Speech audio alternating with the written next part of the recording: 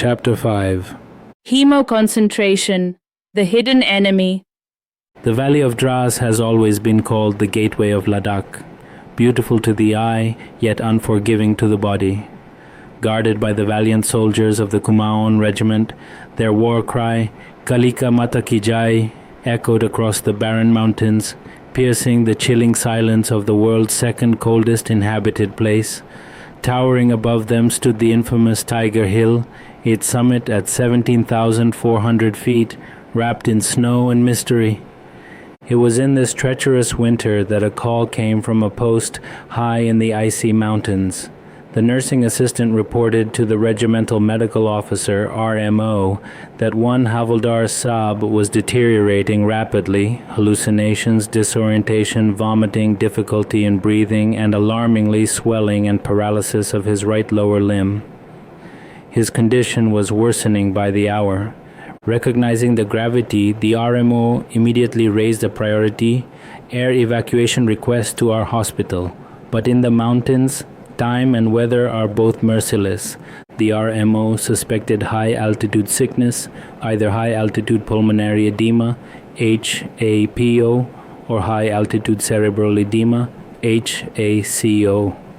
HAPO occurs when low oxygen causes the lungs to leak fluid, leading to breathlessness and a drowning sensation.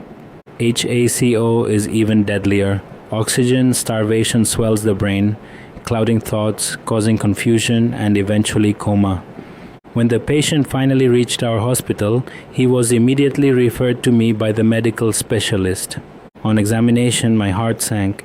His Glasgow Coma Scale, GCS, was a 2V2M5, a dangerously low score suggesting impaired consciousness. His right lower limb was swollen, bluish, and cold below the knee. The dorsalis pedis pulse was absent, a terrifying sign of blocked blood supply. The lab report shocked us further.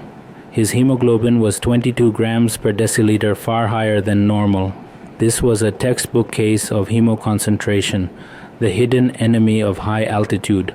Hemoconcentration at high altitude. At extreme elevations, low oxygen stimulates the body to produce more red blood cells. While initially protective, excessive concentration makes blood viscous and sluggish, increasing the risk of deadly clots in the brain, lungs, and limbs. The very mechanism designed to save life can end up destroying it. Our patient was living proof of this paradox. Along with his high hemoglobin, he had deranged liver and kidney functions and signs of sepsis. Since our hospital lacked advanced radiology, I rushed him to the district facility. The scans left me frozen. NCCT head revealed an empty delta sign, classic for superior sagittal sinus thrombosis, meaning his brain's main venous channel was clogged with patches of venous infarcts and cerebral edema.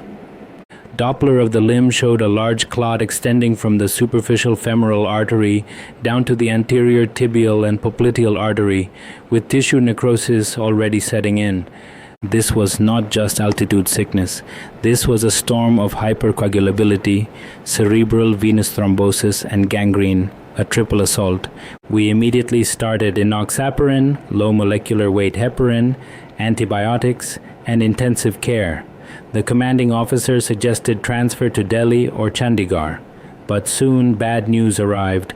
Heavy snowfall grounded all choppers, no evacuation for at least 24 hours. The clock was ticking, the limb was dying, and with it, the soldier's life. After an urgent discussion with his relatives over phone and with the commanding officer, the painful decision was made: emergency below-knee amputation. We decided to amputate only till viable tissue, where warmth and collaterals were still preserved. The surgery was done under grim urgency.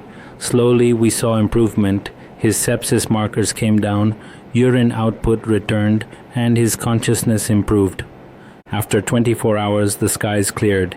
He was evacuated via Leh to Delhi. Our duty was over, or so we thought. 6 months later, a call came from his unit. Dr. Saab, Havildar Saab is doing well, fully conscious, stable. Relieved, I asked, where is he now? They replied, he is at Artificial Limb Center, Pune. Artificial Limb Center, ALC, Pune, established in 1944. ALC Pune is Asia's largest rehabilitation institute for defense personnel who suffer limb loss.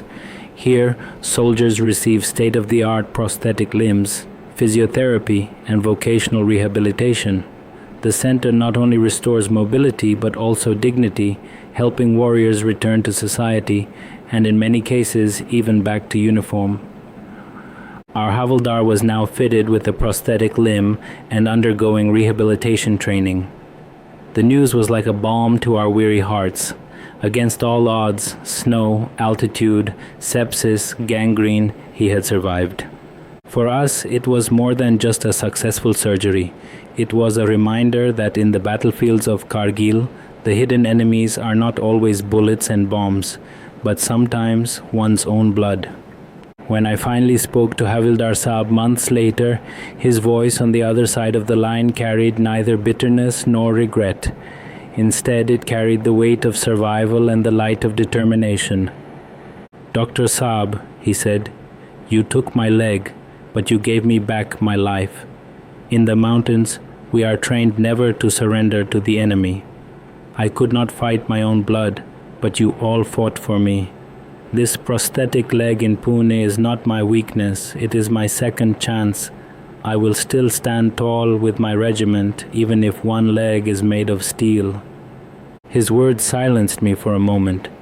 In that instant, I realized that our stitches and scalpels save more than flesh. They save courage, dignity, and the unbroken spirit of a soldier.